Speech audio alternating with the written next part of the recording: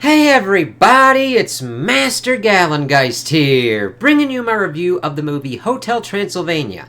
And I've seen this around, it came out in 2012, but I actually decided to record it and sit down and watch it, and I had liked what I'd seen, bits and pieces of it, but sitting down, its flow isn't as good as I would like it to be, but I overall like the central ideas of what's presented in the movie, even though at certain kind of points I'm like, what the fuck's kind of going on here? We're kind of spinning wheels and all that.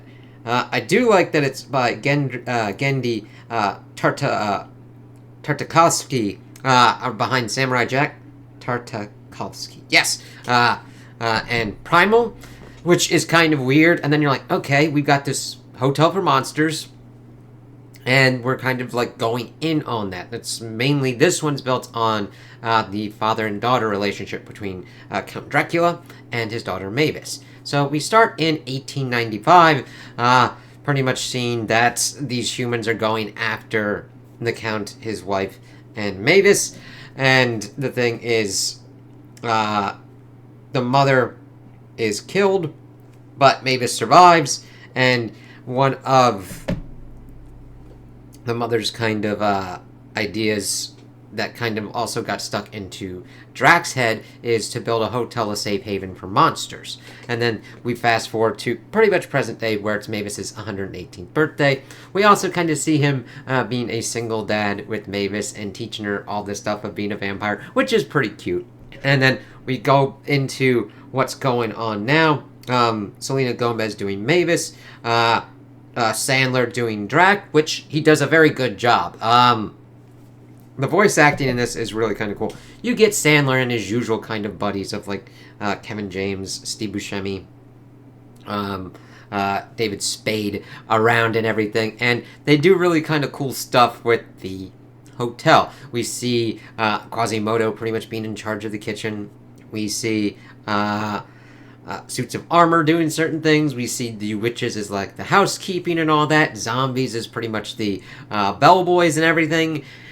They at least go ham on the whole kind of premise, and I'm like, yes. So world building, lore building, I'm like, all right, cool. But then it kind of falls into the kind of trope of like, okay, she kind of wants to see the world because Drac and the wife had like gone to like Hawaii or whatnot, or like met in Hawaii, and Mavis has just been sequestered in here. And the main kind of central conceit I really like of the movie is trying to hold on too tight to like someone that you love and harming them through it. And all of Drac's machinations throughout this movie, that is the biggest kind of theme that I really like that they kind of got forward, as he pretty much builds a fake human town to pretty much make it pretty shit, to make sure that Mavis pretty much comes back before everything's pretty much kind of revealed later on. And I kind of like that in the beginning everybody's like afraid of the monsters, and then we get to the whole kind of thing at the reveal at the end that everyone's like, hey, monsters are kind of cool. And it's like, interesting, because he's pretty much put out this propaganda that humans are very dangerous, and pretty much just generalizing the whole kind of human race on that. It's like, you can't really do that. Are there jackasses in every kind of group? Yes. Just be pretty much like, listen, control what you can, just watch out for the assholes, you should be good. And then work on that kind of front. Sometimes in certain time and places, the asshole level rises to the point where they're doing most of the shit, and you're like, fuck you. Alright.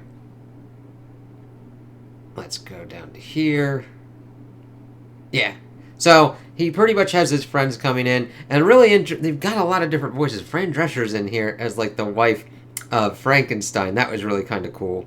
So, we got Frankenstein and his wife Eunice, Wayne and Wanda the werewolves, and their massive litter. Holy shit. Griffin the Invisible Man and Murray the Mummy. Yeah, let's see.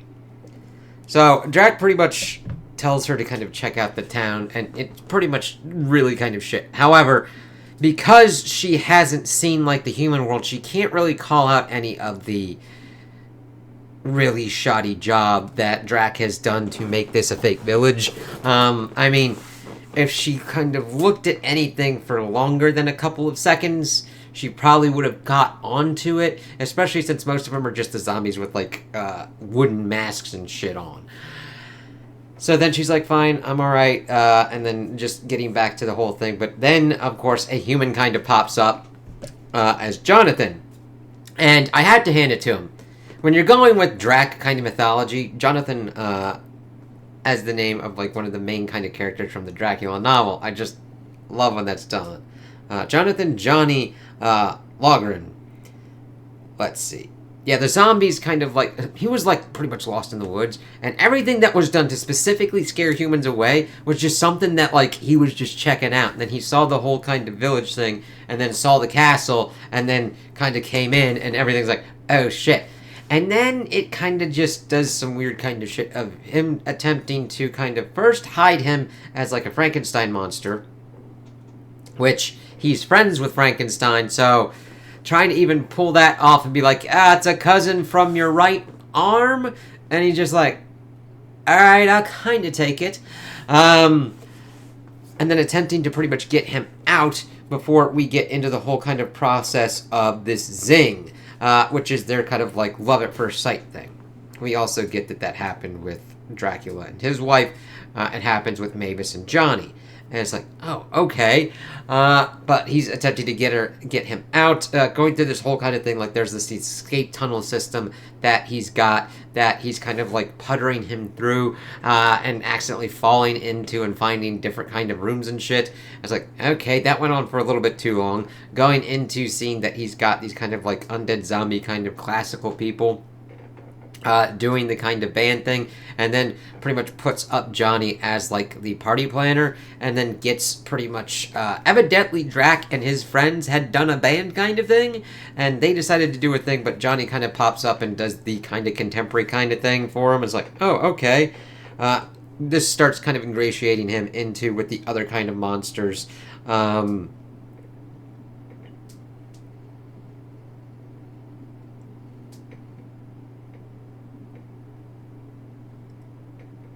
Let's see.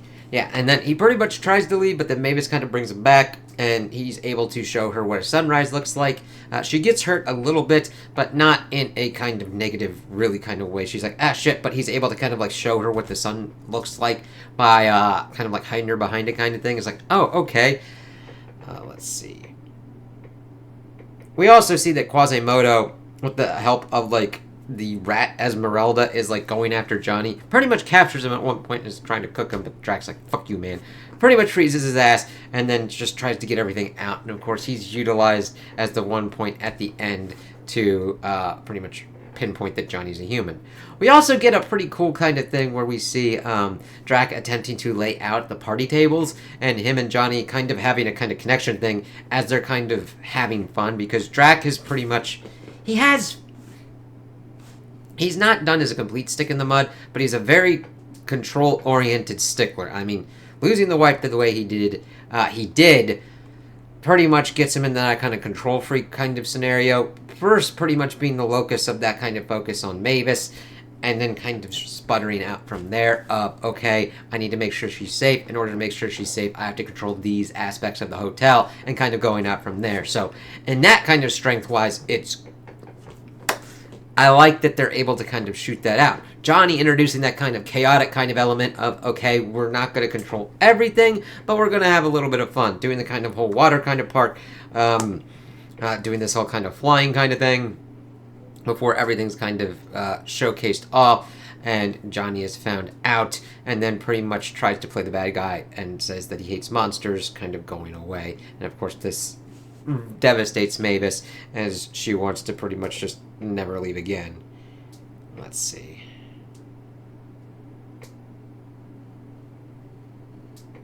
Yeah, because he had seen that Johnny and Mavis share their first kiss, her initiating, and then he's like, fuck that, and then of course confesses to the whole kind of town bit, and he's like, what the fuck?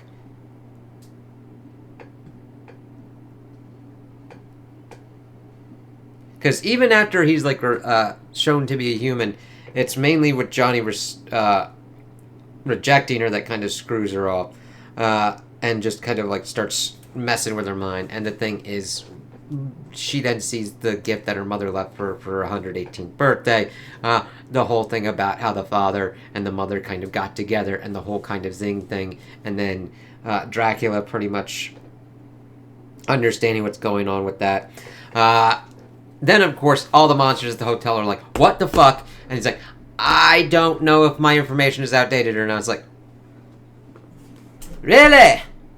So you don't know if they're coming to kill our asses every fucking once in a while? It's like, alright, that would be good to fucking know, because you're like, hey, what the fuck? But he's able to get some monsters to help him, his usual kind of cadre of friends, and then they pretty much buck out to try and figure out what's going on. One of the weird kind of funny kind of things is they find one of Johnny's clothing, and then Wayne pretty much calls his pups into effect, mainly using Winnie, because evidently changing all those diapers kind of broke his nose. That, fine, cool. Then we get that Winnie is able to tell an inordinate amount of information just from sniffing a shirt, being that he is pretty much going to the airport, has an 8 a.m. flight, chose the vegetarian option. It's like, what the actual fuck? So they pretty much get to the town and see that everybody's having a kind of monster celebration thing. And it's really, I really like the comedy on this one kind of bit, because they see everything kind of going on. They kind of protect Drac from the sun. Frankenstein tries to scare a path through the crowd, and everybody's like, oh, that was a good thing. He's like, all right, listen, that's Drac. He needs to get to the airport to get to this one dude. It's like, all right, that's cool. That's all you had to do. It's funny. It's like, I know it's kind of an unintentional, kind of funny kind of thing, but it's like, just communicate. Like, hey, we need help here. And then the rest of the people that are dressed as Dracula make this kind of thing so that we can get there. That really doesn't help too much, because he then has to fly as the Bat and is getting blasted out. Then he has to hypnotize one of the pilots and then confesses to everything that was kind of going on to Johnny before utilizing that to turn everybody around and get Johnny back. It's like, oh shit. Let's see. Yeah.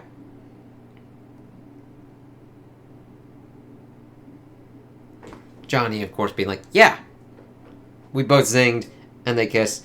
And they kind of finish the celebration and have the kind of music kind of going on. Also, a really weird kind of thing is that we've got certain kind of music that kind of pops up throughout here that really feels like it was more connected with Sony being like, this is the hot now. That mainly factors in more into the second movie. It just is like, you kind of gotta watch it, because it really dates you with what's kind of going on. Like, sure, but the thing is, things move a lot faster nowadays, so it's kind of in the realm of like, alright, you better make sure that you like the song that you're putting in, but it feels more just like the cross-promotional kind of stuff that stupid companies do, instead of shit that actually fits within the realm of the movie. But my main issues with this gets down to mainly pacing. I like the themes, the characters, the world, and the lore building a lot. The action, seeing certain kind of power, turning into the Bat, getting roasted by the sun, all the effects are done pretty well. I like that it kind of follows along the same kind of design philosophies, animation-wise, that kind of you could see in Samurai Jack and Primal, with still being its own kind of thing. Like, no, it is its own kind of thing, but you could be able to be like cross-pollinate, like you could see Samurai Jack in Primal's world, you could see Primal in Samurai Jack's world, and I think to a certain extent you could see those in this world as well because of that design language, and it wouldn't seem out of place. Wasn't even trying to go there. It's mainly down to the pacing of like how it kind of like goes around of like what Drac's kind of idea is for dealing with Johnny. I just wish it had tightened up a little bit more or kept to certain kind of thing. Like, it's really kind of weird when this is, like, how long is this? Like, 91 minutes, and I think you could actually tighten it up and streamline it a little bit more, to maybe have put a little bit more of an interesting kind of set pieces instead of set piece jokes of like, oh, okay, we're doing this, it's taking us a while. Like, him trying to get out, he gets introduced and pulled into this kind of thing. And then, after that kind of thing, boom, like, ebb, flow, and then trying to get out of it. It just doesn't feel that much to me. It doesn't feel like it does that kind of nice rhythm until we get to the kind of end and kind of finish it off. It's just unevenness in its pacing for me. That's the biggest kind of detractor. None of the jokes are really kind of bad or anything. I laughed at certain kind of things kind of going on, seeing what's kind of happening, but it was more, even though it's a family kind of Halloween kind of one, it was more about the themes of like the controlling and understanding what to do with your children that really kind of got me. I was like, oh, okay, this is kind of cool here, dealing with this and kind of seeing that executed so well. I was like, all right, that really bumped it up for me on what was going on, and everybody just did pretty well. So, those are my opinions on the movie. Tell me what you guys think in the comments below. If you liked it, if you didn't like it, if you agree with me, if you disagree with me. Also, like and subscribe, and I hope you have a good day.